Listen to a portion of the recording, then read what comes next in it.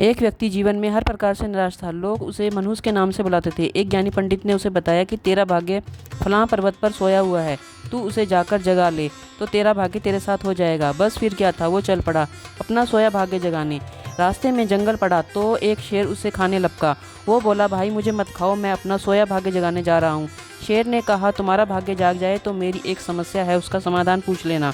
मेरी समस्या यह है कि मैं कितना भी खाऊं मेरा पेट भरता ही नहीं, हर समय भूख की ज्वाला से जलता रहता है। मनहूस ने कहा, ठीक है। आगे जाने पर एक किसान के घर उसने रात बिताई। बातों बातों में पता चलने पर कि वो अपना सोया भाग जगाने जा रहा है, किसान ने कहा कि मेरा भी एक सवाल है, अपने भाग्य से पूछकर उसका समाधान ले लेना। मेरे खेत में मैं कितनी भी मेहनत कर लूं पैदावार अच्छी होती ही नहीं। मेरी शादी योग्य एक कन्या है, उसका विवाह इन परिस्थितियों में कैसे कर पाऊंगा। मनहूस बोला, ठीक है। और आगे जाने पर वो एक राजा के घर मेहमान बना। रात्रि भोज के उपरांत राजा ने यह जानने पर कि वो अपना सोया भाग्य जगाने जा रहा है, उससे कहा कि मेरी परेशानी का हल भी अपने भाग्य से पूछ लेना।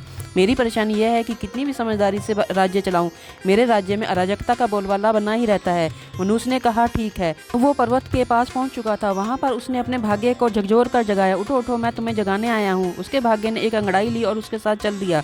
उसने कहा, अब मैं तुम्हारे साथ हरदम रहूंगा। अब वो मनहूस ना रहा था बल्कि भाग्यशाली बन गया था और अपने भाग्य की बदौलत वो सारे सवालों के जवाब जानता था। वापसी यात्रा में वो उसी राजा का मेहमान बना और राजा की परेशानी का हल बताते हुए बोला, क्योंकि तुम एक स्त्री हो और पुरुष वेश में रहकर राज कर संभालती हो, इसलिए राज्य में अराजकता का बोलबाला है। तुम किसी पुरुष के साथ विवाह कर लो, दोनों मिलकर राज्य भार संभालो तो तुम्हारे राज्य में शांति स्थापित हो जाएगी। रानी बोली, तुम ही मुझसे विवाह कर लो और यहीं रह जाओ। भाग्यशाली बन चुका वो मनहूस इनकार करते हुए बोला, नहीं नहीं, मेरा तो भाग्य जाग चुका है, तुम किसी और से विवाह कर लो। तब रानी ने अपने मंत्री से विवाह कर लिया और सुखपूर्वक राज्य चलाने लगी। कुछ दिन राजकीय मेहमान बनने के बाद उसने वहां से विदा ली। चलते वो किसान के घर पहुंचा और उसके सवाल के जवाब में बताया कि तुम्हारे खेत में 7 कलश हीरे जवाहरात के गड़े हैं, खजाने को निकाल लेने पर तुम्हारी जमीन उपजाऊ हो जाएगी। किसान ने अनुग्रहित होते हुए उससे कहा कि मैं तुम्हारा शुक्रगुजार हूँ, तुम मेरी बेटी के साथ विवाह कर लो। पर भाग्यशाली बन चुका वह व्यक्ति बोला कि नहीं नहीं, मेरा तो भाग्य जाग चुका है, तुम अपनी सुंदर कन्या का विवाह किसी और से कर दो। उसके बाद वो जंगल में पहुंचा और शेर की समस्या के समाधान स्वरूप कहा कि यदि तुम किसी बड़े मूर्ख को खा लोगे तो तुम्हारी शुदा समाप्त हो जाएगी। शेर ने सोचा कि भगेद होने के बाद और इतने अच्छे और बड़े मौके गंवाने वाले इंसान तुमसे बड़ा मूर्ख और कौन होगा। तुम्हें खाकर ही मेरी भूख शांत होगी। और इस तरह वो इंसान शेर का शिकार बनकर मृत्यु को प्राप्त हुआ।